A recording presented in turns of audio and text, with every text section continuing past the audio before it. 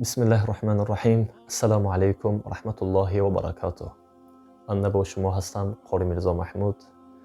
امروز خبری مهم ان شاء الله به صحن شما تماشابینان عزیز داریم که حتما ویدیو را تا به آخر گوش اندازید.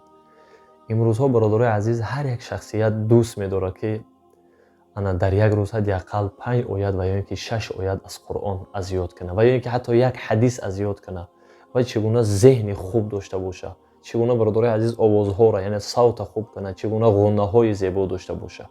ما ان شاء الله تعالی با اذن الله مهربان برای هر یک برادری که میخواهند یعنی در یک روز 5 آیت 6 آیت از قرآن از یاد کنن، آوازها را خوب کنن، کمک میکنیم ان شاء الله. و این چنین رهایی از بیماری‌های وسواسی.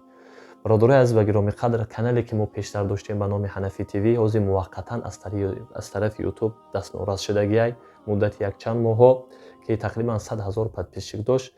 ما کانالی نو شدگیم. ان شاء الله سیلکش در اپیسانی ویدیو و در کامنتاری میگذاریم. حتما در اومده ابونه شوید ان شاء الله. از درس ها قفا نمونی برادرای عزیز.